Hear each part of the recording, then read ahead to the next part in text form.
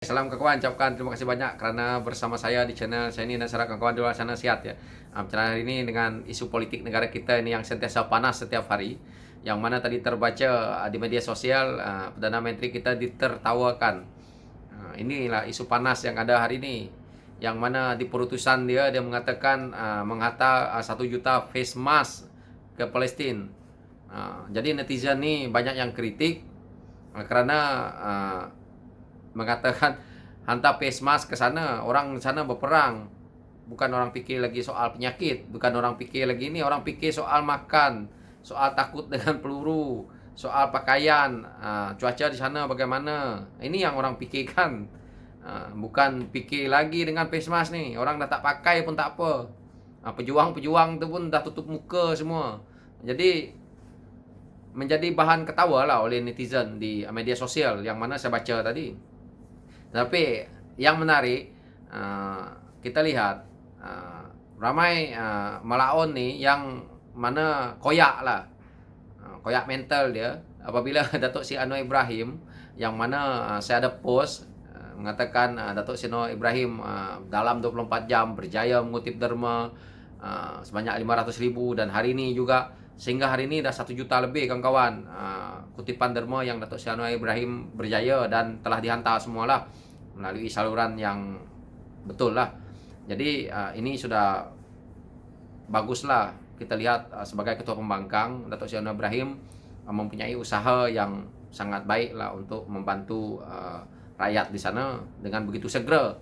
Dan kita lihat inilah pemimpin yang kita mau, bertindak pantas, laju.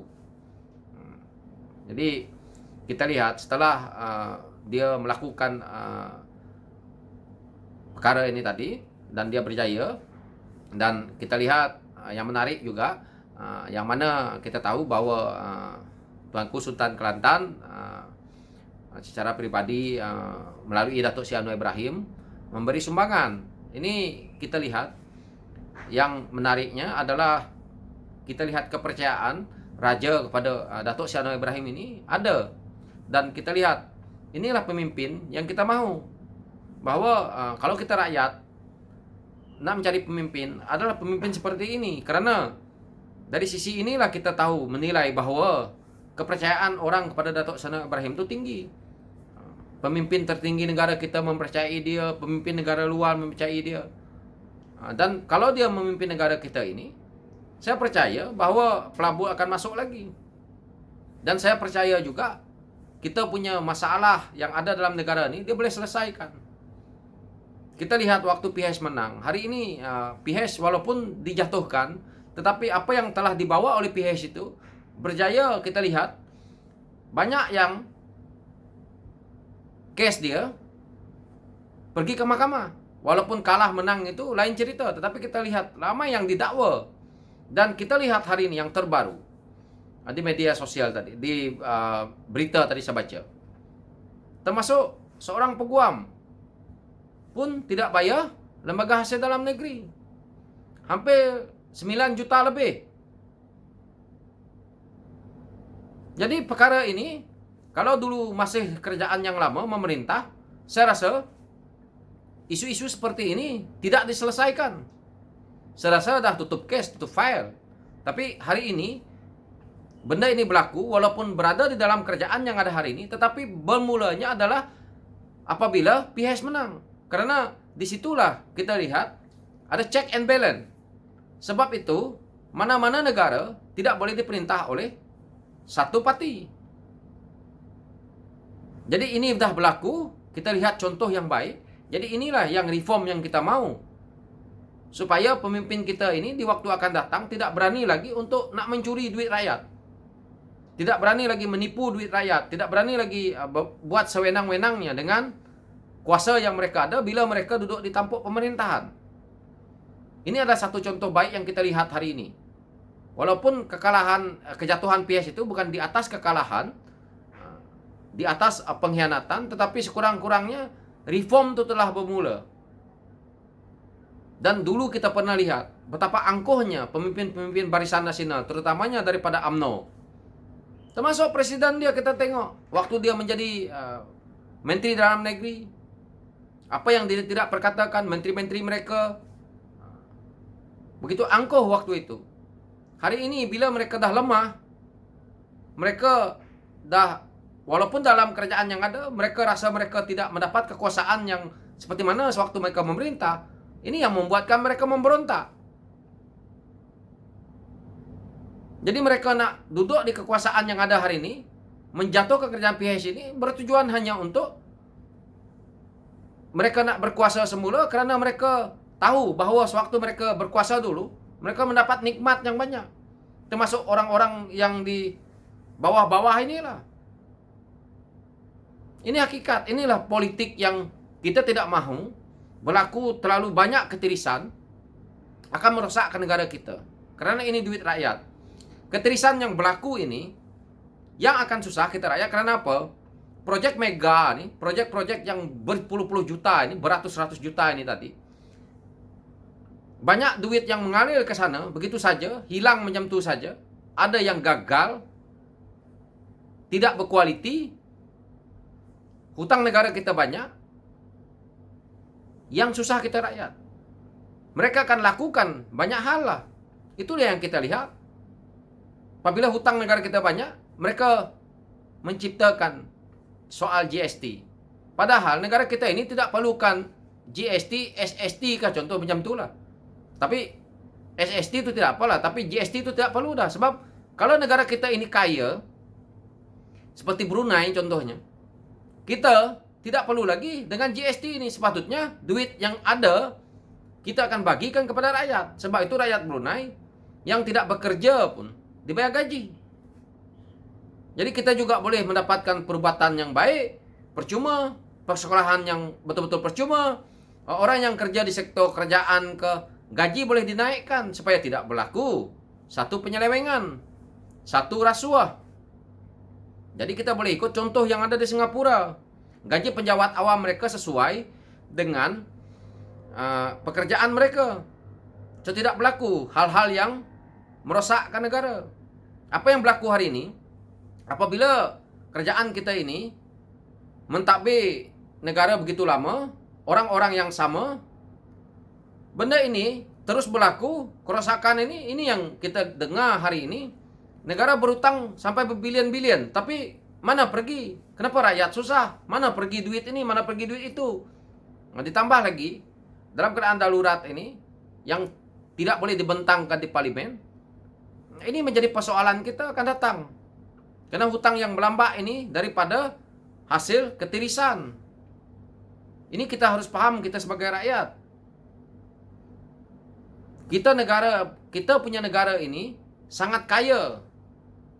Tidak perlu dengan hasil lain tahu. Kalau betul-betul kita punya kerajaan membuat penjematan yang betul, buat pelaburan yang betul dengan duit yang ada hasil negara kita ini, sebenarnya kita ni rakyat dah senang lenang. Dalam keadaan susah hari ini, kalau mereka tidak membuat hutang yang banyak daripada awal, entah ke mana-mana sebab apa mereka berhutang, kita hari ini dalam keadaan 1 tahun ni, rakyat berada dalam keadaan yang tidak seperti yang kita rasa hari ini.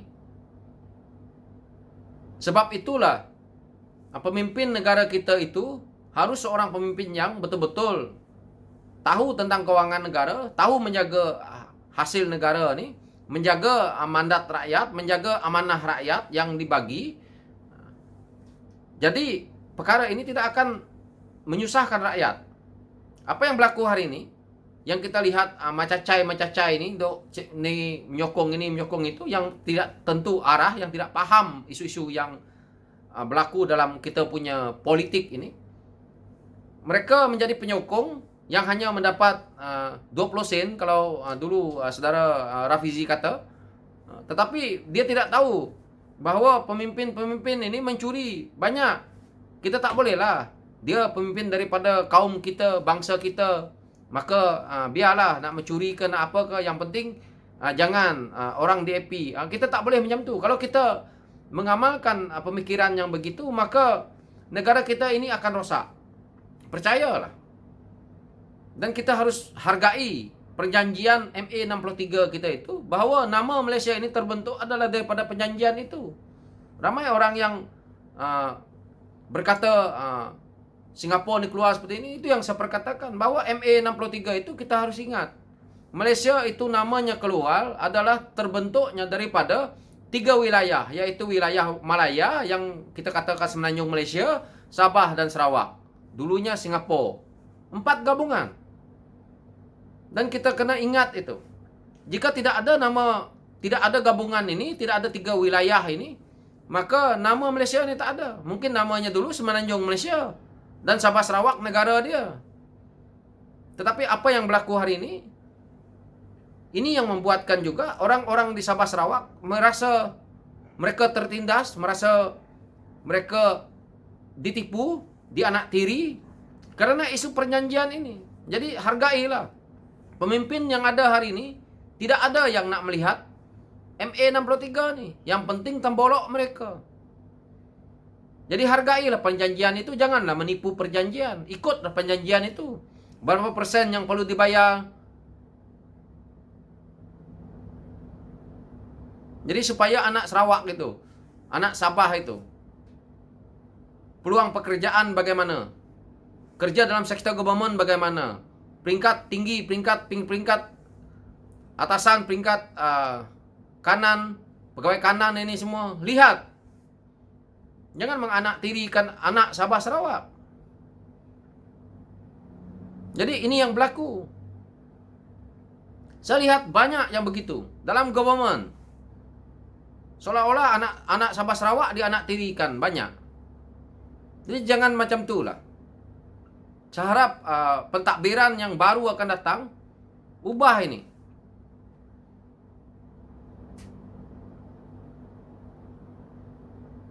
Ingat tuh, Sabah Sarawak itu wilayah Semenanjung ini pun wilayah. Itu namanya 3 wilayah yang tergabung jadi Malaysia nih. Semuanya wilayah. Baru dipecahkan balik yang kita dengar hari ini. Menjadi negeri-negeri ini. Kalau dalam Semenanjung ini bolehlah dikatakan negeri.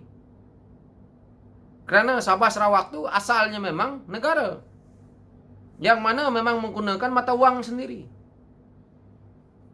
So saya tidak mau dalam ke arah itu. Tetapi ini supaya kita rakyat harus saling menghargai sesama. Dalam isu kita duduk dalam negara kita ini. Karena kalau kita tidak menghargai perkauman ini tentang kaum-kaum lain, maka kita lihat apa yang berlaku di negara lain akan merosakkan negara. Dan kita harus tahu perjanjian MA63 itu ada hadnya juga. Ini saja daripada saya. Dan sekian daripada saya. Inilah pencerahan saya hari ini untuk kawan-kawan tentang isu politik negara kita ini. Dan hashtag LTL. Dan kita lawan, tetap lawan. Lawan sampai Datuk Seri Anwar Ibrahim menjadi Perdana Menteri. Dan kita harap mereformasikan sistem negara kita ini supaya adil kepada semua orang. Okay, thank you.